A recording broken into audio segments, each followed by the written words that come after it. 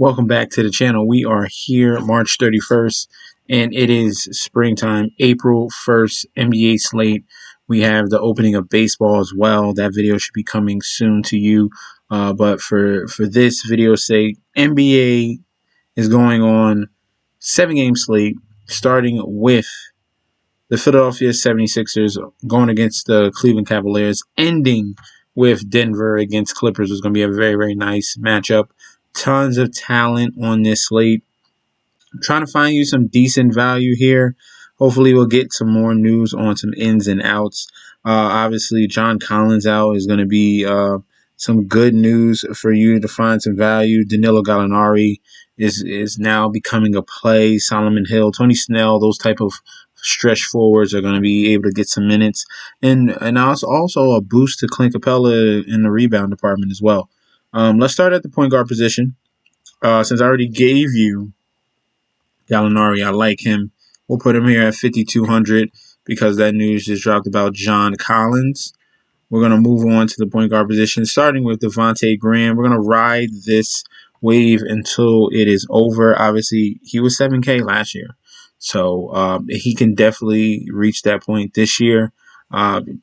Great back-to-back performances against Washington and Phoenix. Did better and scored less points, so that's the key about that. Peripherals were a big thing against Washington. 5 rebounds, 6 assists, 3 steals, only 17 points, but still got you more than what he did against Phoenix. And now going up against the Brooklyn Nets, who are going to be at a higher tempo, more opportunities for him to score the ball and facilitate the ball to his teammates.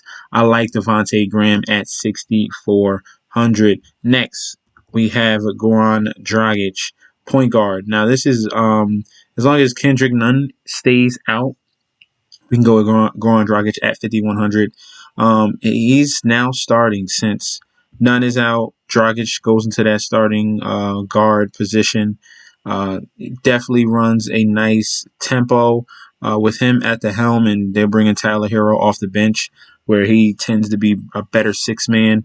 Goran Dragic, a very good veteran, has the upside to really crush a slate, and at this cheap price at 5,100, he hasn't been this price since probably at the beginning of the season, and they're only limited with a few amount of guards. Goran Dragic is a steal at 5,100.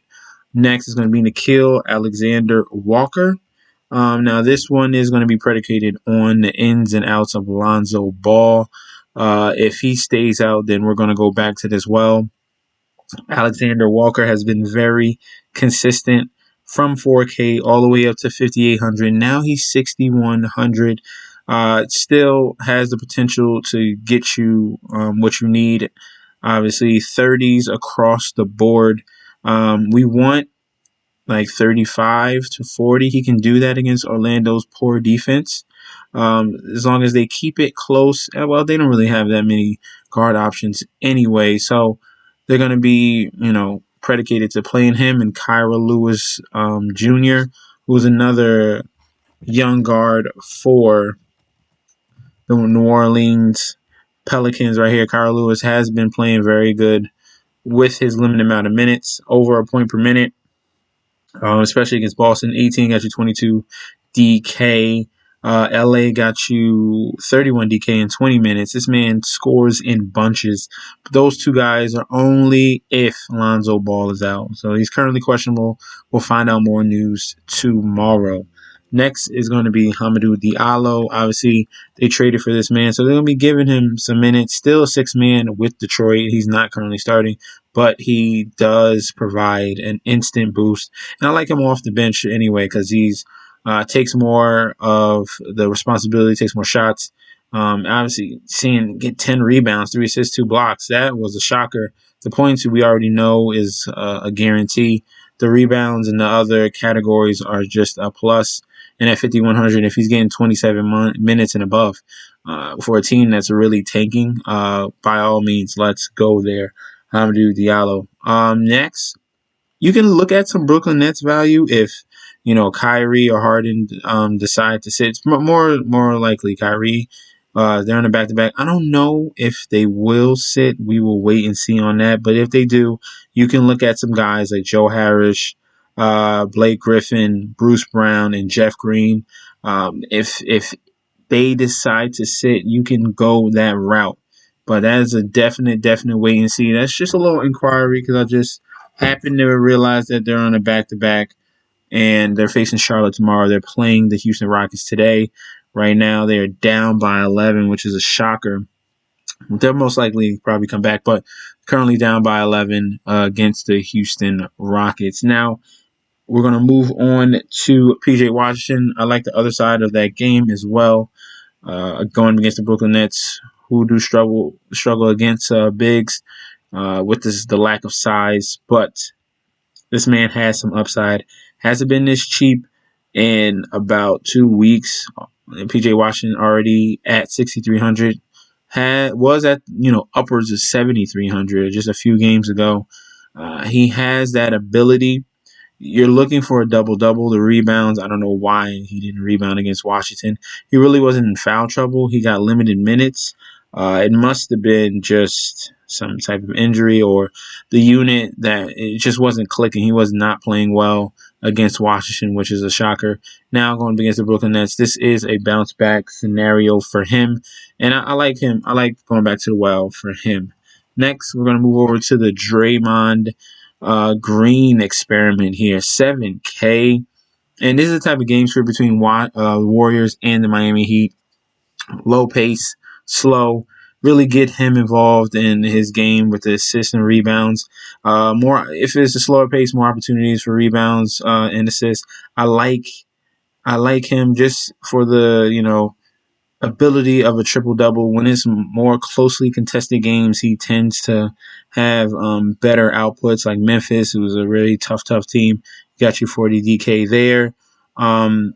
Upper pace, Utah, which was a nice tight game right there, and they pulled away late, 56 DK. Just those type of performances. A close game against Portland right here in 36 minutes got you 39 DK. There's upside there. I usually don't really go to that 7K spot, but I see someone that is in a good game script, and by all means, I'll definitely go for him. So we'll put Draymond Green in there. And then I got two more centers for you. Jakob Poeltl, who have been riding the last couple games, and it's been paying dividends. 38 against Chicago, 40 against Sacramento Kings. And now going against Atlanta, another bad rebounding team. I like Jakob Poeltl at 5,900 with the lack of bigs for the San Antonio Spurs. And then last but not least, Mo Bamba. As long as he is getting, just a semblance of minutes with Vucevic is gone. So we got to be all over this. I want to keep playing him until he goes absolutely off. If he has a game with 25 minutes, that's just like, he's going to go crazy. 30 DK in 17 minutes, 25 DK in 18 minutes. I'm telling you, the potential is there. This is a 7-footer in threes, man. 2 for 2 against the Clippers, 1 for 3 against LA. Absolutely insane talent Mo Bamba is. Just give him the time. Give him the time, please. Let's look over at FanDuel, see if we can find some value here. Mo Bamba is going to be more expensive on FanDuel at 5K.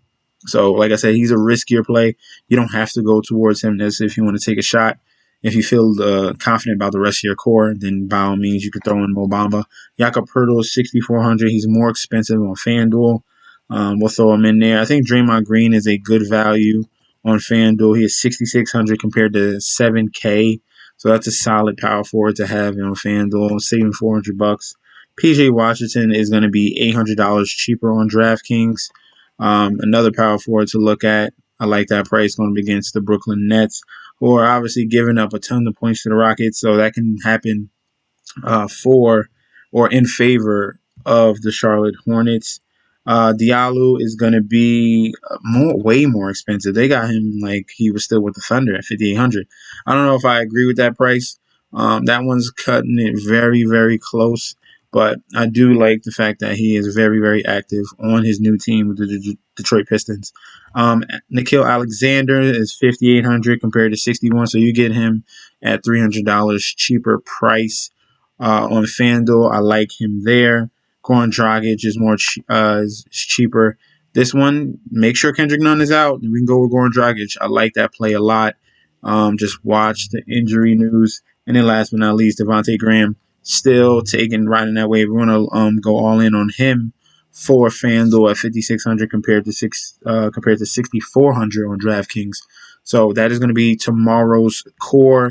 Watch the news, pay attention. Things can change at a moment's notice. Some teams are making some playoffs pushes. They're watching player maintenance as well. Don't forget to like, comment, and subscribe to the channel. Follow me on Instagram and Twitter at MessageSD, and I'll be back tomorrow with another video. Peace out.